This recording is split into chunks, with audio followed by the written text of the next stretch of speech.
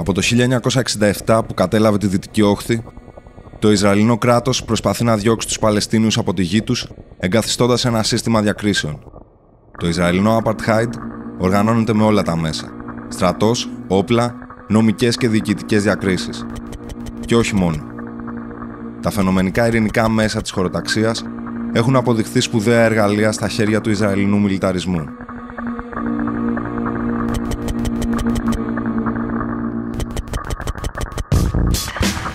Εκατοντάδες Ισραηλινοί επικισμοί ανεπτυγμένοι σε λόφους. Έφορες εκτάσεις, βίαια κατασχεμένες από τους Παλαιστίνιους σε ολόκληρη τη Δυτική Όχθη. Προκεχωρημένα φυλάκια και οπλισμένοι Ισραηλινοί έπικοι ελέγχουν πανοπτικά την κατακαιρματισμένη Παλαιστινιακή γη. Ένα οδικό δίκτυο που ενώνει τους Ισραηλινούς επικισμούς μεταξύ τους και με την Ιερουσαλήμ.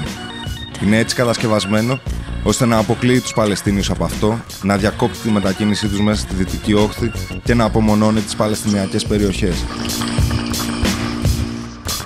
Ένα τείχος 730 χιλιόμετρων που παραβιάζει τη γραμμή της εκεχηρίας και βυθίζεται βαθιά μέσα στη Δυτική Όχθη, καταλαμβάνοντας παράνομα και την Ανατολική Ιερουσαλήμ.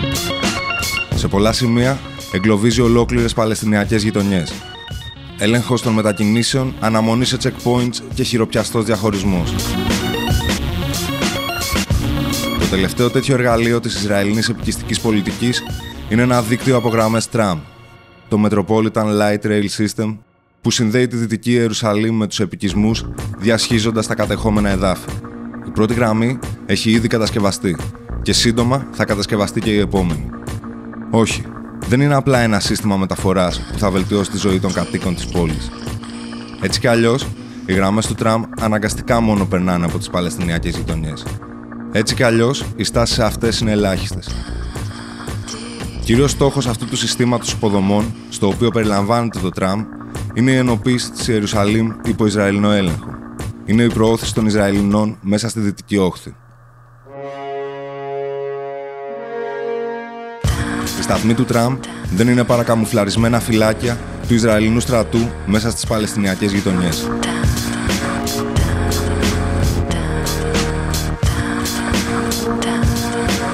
Κι αν οι περισσότερες ευρωπαϊκές εταιρείες είναι απρόθυμες να αναλάβουν αυτό το έργο, καθώς κάθε τέτοια συνεργασία με το Ισραηλινό κράτος θα σήμαινε την πολιτική αναγνώριση των κατεχόμενων Παλαιστινιακών εδαφών ως Ισραηλινών, το Apartheid έχει και τους συμμάχους του.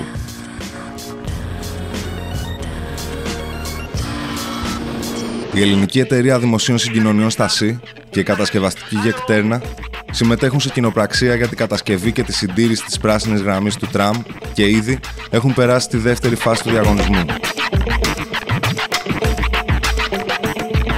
Μάλιστα, ο ρόλος της Στασί, πέρα από συμβουλευτικός, θα είναι και η εύρυθμη λειτουργία της γραμμής για 15 με 20 χρόνια.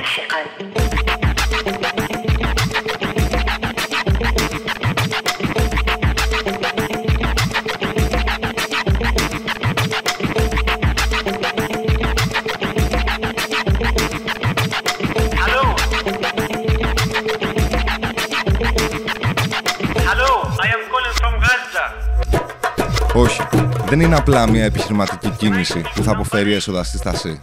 Είναι η εξωτερική πολιτική του ελληνικού κράτους, εδώ και τουλάχιστον μια δεκαετία. Είναι εξωτερική πολιτική, όπως οι τριμερείς συναντήσεις, όπως η δυνατότητα που δίνει στο Ισραήλ να εξασκεί και να βελτιώνει τα πυρά και τους στρατιώτες του με κοινές ασκήσεις, όλο και πιο αναβαθμισμένες. Όπως η διπλωματική κάλυψη που παρέχει απλόχερα εδώ και καιρό στους χασάπιδες διεθνώς.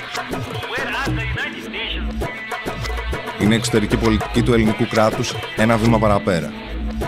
Η Στασί προσφέρει την πείρα και τη τεχνογνωσία από τον έλεγχο των δικών μας καθημερινών μετακινήσεων για την επέκταση του συστήματος φυλετικών και θρησκευτικών διαχωρισμών στην Ιερουσαλήμ.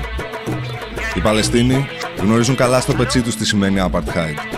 Αγωνίζονται ενάντια στη λειτουργία του τραμ μέσα στην κατεχόμενη Ιερουσαλήμ, είτε καταθέτοντας μηνύσεις, είτε καταστρέφοντας τους ελάχιστους σταθμούς φυλάκια της κόκκινης γραμμής που περνούν κοντά από τις γειτονιές τους. Η Παλαιστίνη και η νεκροί της είναι μακριά, αλλά τα κράτη και οι εταιρείες που σχεδιάζουν την εξόντωσή τους είναι εδώ. Ενάντια στα σχέδια του ελληνικού κράτους. Ενάντια στην όποια συμμετοχή της Στασί και ντόπιων αφεντικών στο Ισραηλινό Apartheid. Αλληλεγγύη στον αγώνα των Παλαιστίνιων.